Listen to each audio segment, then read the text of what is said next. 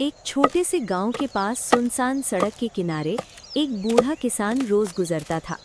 एक दिन उसने रास्ते में चलते हुए अमरूद खाया और बीज को यूं ही सूखी जमीन पर फेंक दिया। उस जमीन पर सालों से कुछ नहीं उगा था।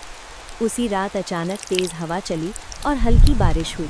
अमरूद के बीज को थोड़ी नमी मिल गई। कुछ दिनों बाद जमीन फटकर एक नन्हा सा अंकुर बाहर आ गया, लेकिन गर्मी बहुत ज्यादा थी। सूरज की तेज धूप में पौधा मुरझाने लगा। उसकी पत्तियां पीली होकर गिरने लगीं। तभी पास के जंगल से एक बूढ़ा हाथी रोज वहां से गुजरने लगा। वो अपनी सूंड में पानी भरकर उस छोटे पौधे पर धीरे धीरे डाल देता। ये रोज का सिलसिला बन गया। कुछ महीनों में पौधा मजबूत हो गया और साल भर में वो एक हरा भरा अमरूद का पेड़ बन गया। उसकी छांव में पक्षी घोंसले बनाने लगे। एक छोटी सी चिड़िया और उसका नन्हा सा बच्चा रोज नदी के किनारे खेला करते थे। एक दिन उन्हें वहां एक सूखा पड़ा बीज मिला। दोनों ने मिलकर उस बीज को मिट्टी में दबाया और हर दिन नदी से पानी लाकर उसे सींचने लगे। धीरे धीरे उस बीज से एक हरा भरा पौधा निकल आया। समय बीतने के साथ पौधा बड़ा हुआ और उस पर सुंदर फूल खिलने लगे। चिड़िया और उसका बच्चा बहुत खुश थे।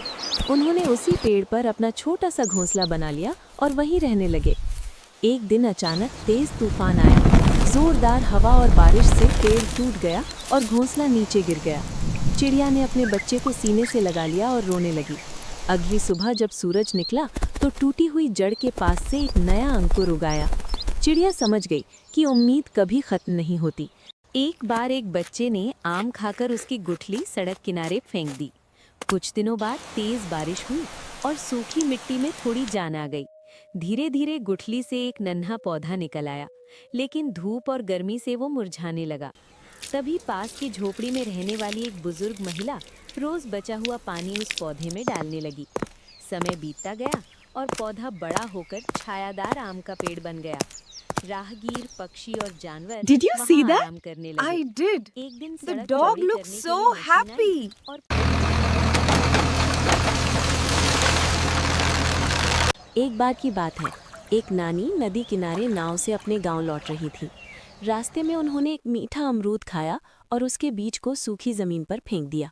कुछ दिनों बाद उसी जगह से एक नन्हा अमरूद का पौधा निकल आया, लेकिन चारों ओर पानी न होने से पौधा मुरझाने लगा। तभी वहां से गुजर रहे एक बाबा ने पौधे की हालत देखी। उन्हें दया आ गई। बाबा ने अपनी झोली से एक सुनहरी जादुई मिट्टी निकाली और पौधे की जड़ में डाल दी। चमत्कार हुआ।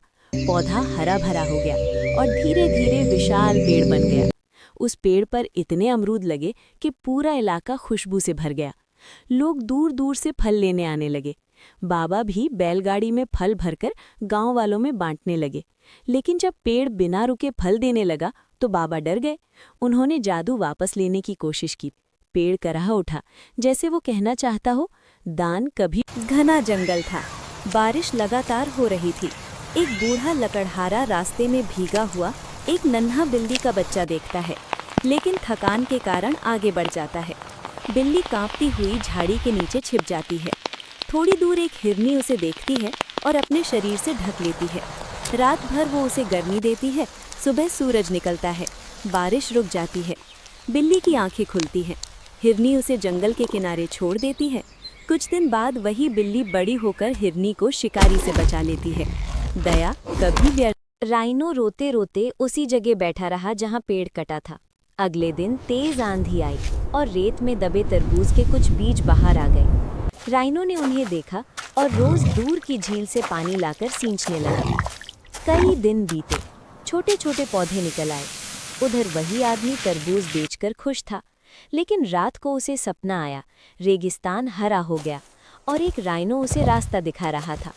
सुबह उसकी आंख खुली तो पछतावा हुआ। वो वापस आया, राइनो से माफी मांगी और दोनों ने मिलकर पौधों की रक्षा की। कुछ ही समय में वहां फिर से हरियाली लौट आई।